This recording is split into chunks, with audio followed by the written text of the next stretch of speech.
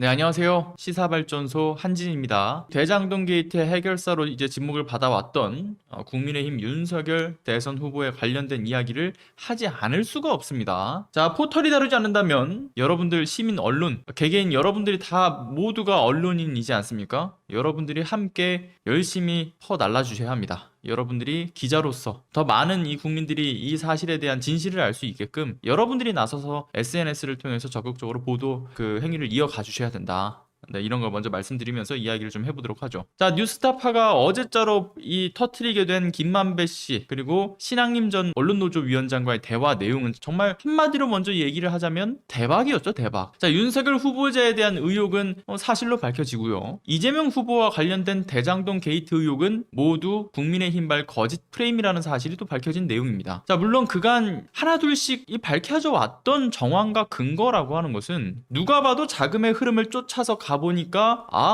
윤석열 후보자를 비롯한 법조인 그리고 국민의힘 기반 정치인들과 토건 세력들의 비위로 연결되어 있음이 확인이 되었습니다. 되려 그들이 이제 서로의 주머니를 두둑히 챙기는 그 과정에서 이재명 당시 성남시장이 이거를 막아세우고 그리고 막대한 비용의 이 세수 환수를 이뤄냈던 성과를 그 당시 이제 이재명 당시 시장이 이뤄냈기 때문에 대장동 게이트를 준비하고 또 이것을 실행으로 옮겼던 이들에게 있어서는 이재명 후보란 당시에 걸림돌에 불과했던 거였죠. 물론 그간의 어떤 수많은 정황과 근거가 사건의 실체가 과연 무엇인가를 명확하게 해오긴 했지만 그러나 여러분들도 아시다시피 언론은 이를 단순한 어떤 정치인 두 사람의 정쟁 프레임쯤으로 만들어 왔습니다. 그렇기 때문에 이번에 드러난 이 녹취록이라고 하는 것은 그 가치가 남다르죠. 자, 검찰의 수사가 본격화되기 이전이었던 지난해 9월에 서로 나눴던 김만배 씨와 이제 신앙림 전 언론노조 위원장과의 나눴던 이야기이기 때문에 이게 그 어느 때보다 가치가 남다릅니다. 이 녹취록을 여러분들과 함께 이야기를 나눠보기에 앞서서 기본적인 배경을 알고 들어가야 합니다. 자, 조우영이라고 하는 인물 그리고 윤석열 후보자와의 그 연결 지점에 대해서만 간략하게 좀 설명을 드릴게요. 물론 여기 계시는 대다수의 여러분들은 이미 알고 계시다시피 이 대장동 게이트의 첫 스타트 지점, 그러니까 민간 개발사인 이 C7이 등장하지 않습니까? 근데 C7이 대장동 부지를 매입하기 위해서 막대한 자금을 어디로부터? 부산저축은행으로부터 1,800억이 넘는 돈을 대출을 받았던 거였죠. 그런데 그 시기 이전으로 그 당시 대장동은 그다지 사업 성과를 이뤄낼 수 있다라고 보여지는 땅은 아니었습니다. 왜냐하면 대장동 사업이 그간 계속 백지화되었던 어떤 전적이 있다 보니까 C7이 당시에 여기저기 은행들을 찔러가면서 이런 사업을 해볼 거다, 대장동 개발을 할 거다라고 쭉 찔러봤는데 대출을 다 실패를 해요. 여기 뭐 사업 성과 이뤄낼 수 있는 부지도 아니지 않냐. 그러니까 프로젝트 파이낸싱이라고 해서 어떤 걸 담보 잡아서 대출을 받는 게 아니라 이 향후 어느 정도의 시너지를 갖고 효과를 얻고 이득을 볼 것인가, 그 성과의 측면에서만 보고 대출을 해주는 거기 때문에 다른 이제 은행에서는 다 대출을 안 해줘요. 그러다 겨우겨우 부산저축은행으로부터 대출을 받지 않습니까? 근데 부산저축은행으로부터 대출을 성공했던 게 알고 보니까 대장동 개발 사업의 어떤 성과를 보고서 이 향후의 성과를 예측하고 빌려줬던 게 아니라 부산저축은행의 회장이었던 박연호 회장의 친인척 관계에 있던 조우영 씨를 통해서 불법적으로 알선을 받았던 것임이 드러났던 거죠. 그런데 이 당시 이 불법 알선 수재 혐의로 조우영 씨가 처벌을 받았다라고 한다면 과연 이 대장동 게이트는 어떻게 달라졌을까? 사실 대장동 게이트의 출발에서부터 이들 세력에 큰 타격을 입었을 것이고 아예 시작조차 안 되었을 수도 있습니다. 대출 자체가 가로막히니까. 물론 근데 다른 방법을 통해서 자금을 확보했을 수도 있습니다. 왜냐하면 그들이 단순히 어떤 민간 개발사로만 조직이 되었던 게 아니라 법조 그리고 소위 이제 국민의힘 정치인 이런 기득권 세력들의 연대를 통해서 만들어진 게이트였기 때문에 그들의 자금 확보라는 것은 또 다른 방면에서 또 이루어졌을 수는 있겠죠. 하지만 어쨌든 지금 대장동 게이트의 첫 출발 지점에서 자금 확보 이게 불가능했더라고 한다면 더 시기적으로 늦춰지거나 혹은 정말 만에 하나 진행 자체가 안 되었을 수도 있겠죠. 그런데 당시 조우영 씨가 불법 알선 수재를 한 혐의를 당시 검찰이 인지를 하고도 수사를 무마시켜줬고 그 당시 수사의 주인 검사가 바로 윤석열 형 국민의힘 대선 후보였다라는 거 아니겠습니까? 그래서 조금 더 디테일하게 짚어보니 2011년 2월에 부산저축은행이 영업정지가 되고 나서 불과 몇 개월이 지나지 않은 시점에 정말 그 당시 정말 사상 최대 규모의 금융비리 수사 인력이 꾸려집니다. 그렇게 꾸려진 인력들이 수사를 진행해요. 부산저축은행의 뭐 청탁이며 뭐 로비 그 밖에 불법 대출에 대한 수사를 진행했죠. 당시 주인 검사던 윤석열 후보가 조우영의 그 범죄 사건에 대한 공소장을 직접 작성을 하고 서명도 했던 문건도 등장을 합니다. 그런데 지금까지 어땠어요? 계속 나는 모른다.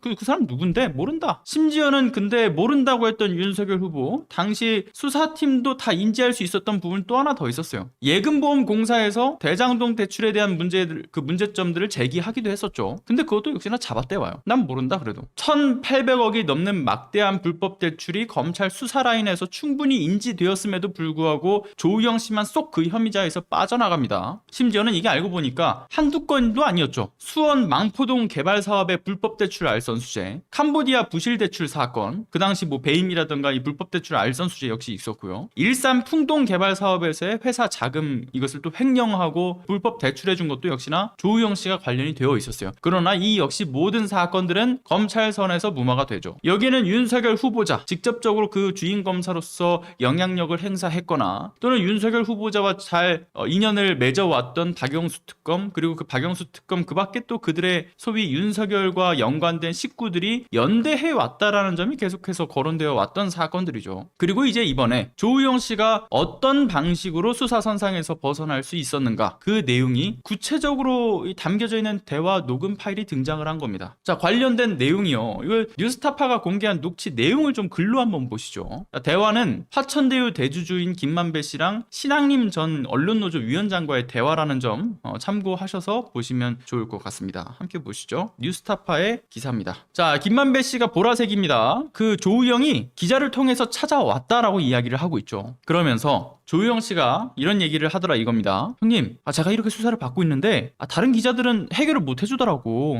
형님이 주실 수 있냐? 좀 해결 좀 해주십시오 라고 이야기를 합니다. 그러자 김만배 씨, 그래? 근데 형이 이거 직접 검찰에 가서 얘기하는 건 좀 어려워. 법조 기자를 오래 하긴 했는데 그래서 수사검사들도 다 알긴 알아. 그런데 너가 내 동생이니까 해결해줘라 라고 하면은 이게 어떻게 되겠냐. 내가 돈 받고 해주는 걸로 알지. 내가 윤석열한테 서규리 형, 조우영이 내 동생이야 라고 얘기하면 어떻게 말하겠냐. 그 당시 윤석열이 그 대검찰청 중앙수사부 과장, 그리고 박땡땡이 주인검사야. 그래서 내가 조우영한테 박영수 변호사를 소개해줬지 라고 얘기를 신앙림 전 언론노조 위원장한테 김만배 씨가 이야기를 합니다. 그러니까 조우영한테 자기가 이런 식으로 얘기를 했다. 그래서 결국은 연결을 해줄 수 있는 방법을 찾아보던 차에 박영수가 괜찮겠네 해서 박영수를 소개해줬다라는 거예요. 그러면서 이 신앙림 전 언론노조 위원장한테 김만배 씨가 이런 얘기를 하죠. 왜냐면 나는 형, 그 검찰의 혈관들을 다 아니까 무슨 말인지 알지? 통할 만한 사람을 소개한 거지 라고 이야기를 한 거죠. 그러면서 이런 얘기를 하죠. 윤석열이가 네가 조우영이야? 라고 이야기를 하더라. 그러면서 박땡땡 검사가 커피를 타주면서 몇 가지를 하더니 이것저것 물어보더니 그냥 보내주더래. 그래서 사건이 없어졌어 라고 말합니다. 그러자 신앙림 전 언론노조 위원장이 이런 얘기를 물어보죠. 박영수 변호사가 윤석열 검사와 통했던 거야? 라고 하자 김만배 씨, 윤석열은 박영수가 데리고 있던 애잖아. 그 특검 때 이야기를 하고 있는 거죠. 그러면서 그냥 봐줬지 이거를. 그리고서 부산저축은행 회장만 구속시키고 김양 부회장도 구속시키고 했지. 사건을 어떻게 무마시켰는지를 정확하게 이야기하고 있는 겁니다. 보시는 내용처럼 지금 김만배 씨는 검찰의 수사 무마를 청탁하기 위해서 윤석열 후보자를 그 부하 검사로 데리고 있었기도 했고, 그 친분이 이미 오랫동안 이어져 왔던 바가 있는 이 박영수라는 정관 변호사를 소개시켜줬다라는 이야기를 합니다. 특히 수사팀을 맡고 있었던 윤석열을 쥐고 흔들 수 있다라는 것을 알고 있었기 때문에 소개를 시켜준 거고, 실제 그렇게 수사는 무마되었다라고 이야기하는 거죠. 자, 무엇보다 이 내용은요, 지난 여러분들 기억하시겠지만 JTBC가 2월 21일 날 그때 이제 확보했던 검찰의 수사 기록, 그 남욱 변호사가 왜 검찰에 진술한 내용이랑 동일하지 않습니까? 그때 남욱 변호사가 이런 얘기를 했죠. 검찰에 진술을 할 때 조우영 씨가 그 두 번째 조사를 하기 위해서 출석하던 당시에 그때 이제 뭐 나뿐만 아니라 그 김만배 씨도 오고 조우영 씨도 오고 해서 그 당시 주차장에서 만났다라는 이야기를 했죠. 주차장에서 만나가지고 하는 이야기가 뭐였냐, 김만배 씨가 조우영 보고 올라가서 검사가 타주는 커피 한 잔만 마시고 내려오면 돼 라는 이야기를 했고, 실제로 조사를 받고 나왔던 그 조우영 씨가 진짜 말대로 그 주인 검사가 커피를 타주더라, 그리고 첫 조사랑 다르게 엄청나게 잘해주더라 라는 이야기를 했다라고 하는 거죠. 그리고 나서 또 JTBC가 씨가 지난주에 터뜨렸던 게 있었죠. 그러니까 남욱 변호사만의 주장이 아니었어요. 조우영 씨랑 같이 일했던 직원을 또 인터뷰해 보니까 조우영 씨가 주인 검사랑 커피를 마시고 금방 나왔다라는 당시의 그 이야기를 마치 영웅담처럼 이야기를 했다라는 내용을 이야기를 하기도 해요. 그리고 조우영 씨의 사촌 형도 인터뷰에 응했었죠. 그 이철수 씨라고 하는 그 조우영 씨의 사촌 형이, 아니 조우영이 첫 조사 때는 패닉에 빠졌었는데 그때 막 패닉에 빠져가지고 여기저기 전화해가지고 막 난리를 쳤는데 그때와는 다르게 두 번째 조사에서는 그냥 나왔다라는 이야기를 하더라. 박영수라는 정관 변호사를 썼더니만 수사도 조사도 모두 안 하기로 결정이 되었다. 그러한 이야기를 조우영 씨가 했다라고 하는 것을 주장을 했죠. 자, 결국은 무려 4사람이요. 4사람이 각기 브로커인 조우영 씨를 기점으로 해서 그 조우영 씨와 연관된 인물들의 입에서 윤석열 후보자에 의해서 수사가 무마되던 과정에서의 이야기가 공통되게 주장이 되는 겁니다. 김만배 씨도, 그리고 남욱 변호사도, 브로커인 그 조우영 씨의 직원도, 조우영 씨의 사촌 형까지 이 4사람의 모두 공통된 주장. 윤석열 후보자가 지금까지 조우영의 존재를 전혀 인지하지 못했다라고 말했던 게 모두 그냥 거짓말로 밝혀진 거죠. 자, 그리고 중요한 것은 윤석열 후보자가 대장동 게이트 해결사로 나선 것 말고도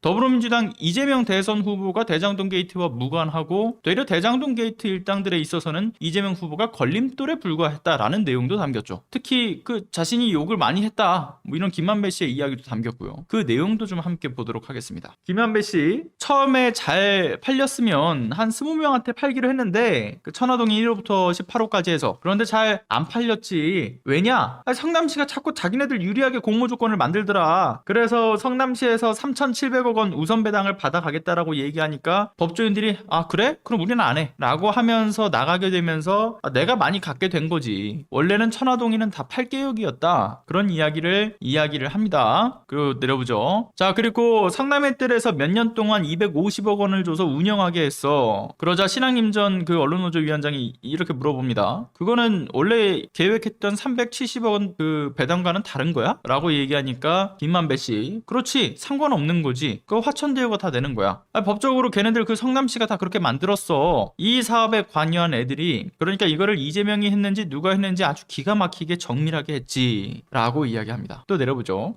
근데 이제 김만배 씨 이런 얘기합니다. 이제 또 땅값이 올라가니까 이재명 시장이 뭐 터널도 뚫어라, 배수지도 해라, 저류지에 막 하면서, 그래서 내가 욕을 많이 했지. 목 같은 새끼, 모모 놈, 공산당 같은 새끼 했더니 성남시 의원들이 찾아와서 그만 좀 하라고 하더라. 이제 그 처음에는 3,700억만 우선 배당하겠다라고 했을 때도 법조인들이 그럼 나 안 해, 대부분 안 하겠다라고 나가 떨어졌는데, 그때 투자한 개발사들이 돈을 1턴 뭐하든 간에 일단은 확실한 환수 조치를 치밀하게 계획을 밀어붙인 거고요. 이재명 성남시장이 그 이후에 이들이 개발로 뭔가 더 막대한 비용을 벌어들일 어떤 이제 예상되는 시점이 이제 되니까, 벌어들일 것이라는 어떤 조짐이 보이니까 운영비다 뭐다, 야 니네들 돈 더 벌었으니까 터널 뚫어, 배수지 해, 이렇게 하나 둘 더 붙여가지고 세수로 환수를 하려고 하니까 화가 났다, 이런 이야기를 하는 거죠. 실제로 그 환수 비용들을 쭉 따져보게 되면 1공단의 공원 조성비, 지하주차장 만드는 거, 이런 비용으로만 환수한 게 합쳐서 2,761억 원, 그리고 임대주택 부지 그 사업배당 이익이 1,822억 원, 그리고 북측 터널 뭐 대장 IC 그 확장공사하고 뭐 배수지 해가지고 하는 거를 다 포함해서 920억 원, 그래서 합계를 내보게 되면 5,503억 원이라는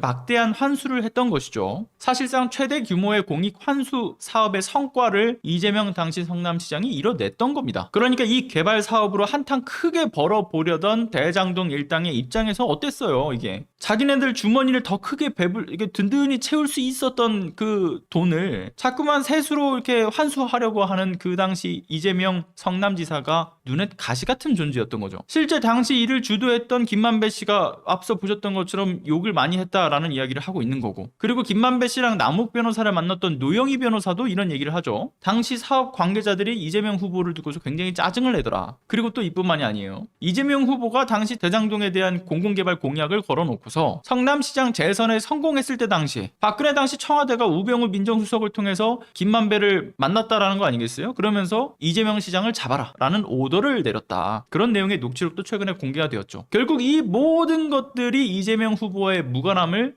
증명해주고 있는 겁니다. 그리고 앞서 말씀드렸던 것처럼 돈의 흐름을 쭉 쫓아가 보니까 아유 나오는 애들이 뭐 다 국민의힘 법조 관계자들 그리고 윤석열 후보 쭉 확인해 보니까 대장동 게이트 해결사로 윤석열 후보가 어쨌든 확실하게 등장을 한 거죠. 그것이 어제 뉴스타파의 보도로 인해서 더욱 확실해졌다. 이렇게 마무리를 할 수가 있을 것 같습니다.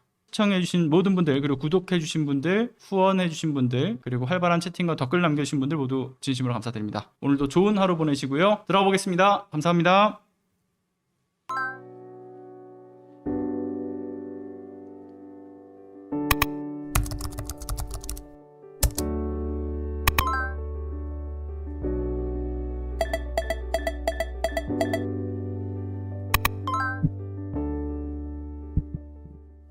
안녕하세요.